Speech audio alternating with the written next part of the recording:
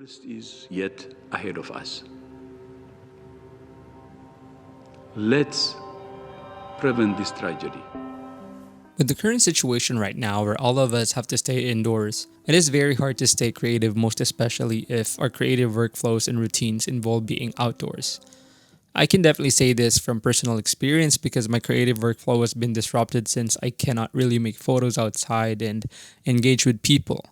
But I still found ways to stay creative despite the current situation I am in. In this video, I'll be breaking down my 6 best ways that I do, long even before this quarantine fiasco, that I find effective to stay relevant and creative. Step 1. Watch YouTube or Netflix. I am sure that I'm not the only one who wakes up first thing in the morning and what comes to mind is, I don't feel like doing anything today besides Netflix. Anyone? Anyway, the first thing that I do in order to gather some sort of motivation and inspiration to get myself going is watch videos on YouTube.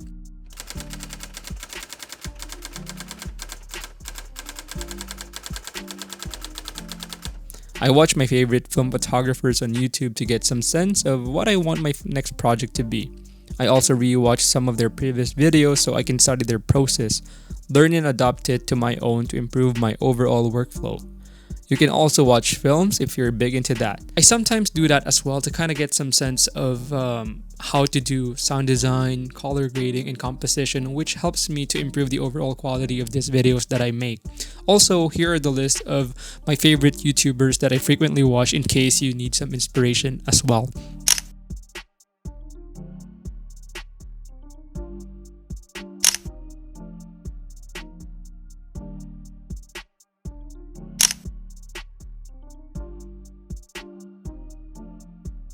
Step 2. Reading photo books.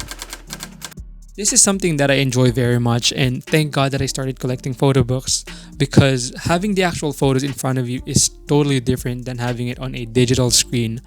It's just different. Recently, I find myself enjoying the portrait works from this magazine made by Places Plus Faces. This photo book helps me visualize the styling, posing, and composition for my next portrait shoots. I love the detail and the fashion presented on this book as it resembles the same fashion sense that I have and is also something I want my portraits to look like. Step 3. Look through your old archives.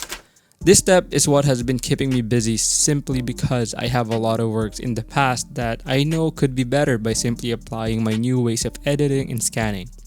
I realized that sometimes all I need is a different pair of eyes looking at the same photos to see something special about it. And it is kind of nice to have a trip down memory lane and reminisce those photos. Step 4. Create YouTube or podcast. I added this specific step because I know that there are a lot of people out there who might come across this video who have always thought about creating their own YouTube channel or podcast. I am myself just recently made my very first podcast and I can't be any prouder because I actually did it and have it published online. It may not be as good as other podcasts, but I am proud of myself for actually putting the work in instead of just saying I will do it.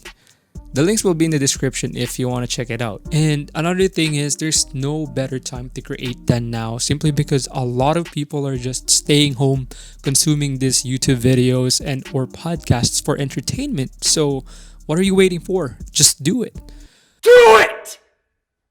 Just do it! Step 5. Practice self-portraits or indoor portraits. I know that some of you, like myself, are itching to make photos still despite being at home. This is totally possible. Pick up your camera and take self-portraits or indoor portraits.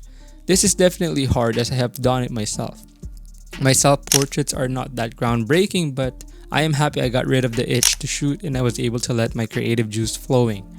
I also made a video about my embarrassing indoor portraits, so give it a go if you want a good laugh. And the photos that you have to do are not limited to portraits. Experiment and find what you like. Be creative. Step 6. You might not side with me on this one, but I think this is the most important ingredient in staying consistent, relevant, and as creative as you can be. I am a big believer of this because this has worked for me time and time again. If something I'm working on, may it be editing photos, making videos, or whatever it is, if it does not click, I drop it and I just come back to it a few hours later or the next day. what I do is do something totally different, like sleep, work out, or play video games. Just do something unrelated so you can rest your mind and be at ease. After all, rest is key to anything we do in life. So those are the 6 best ways that I do to stay creative.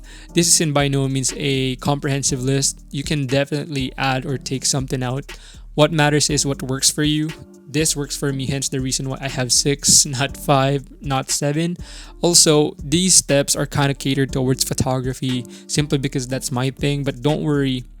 All these things are actually applicable to whatever niche you are into simply because there is creativity involved to whatever we do. So give it a go and try it for yourself. So I hope you did pick something up and learn something out of this video. And if you did, please like the video as it helps the channel a lot.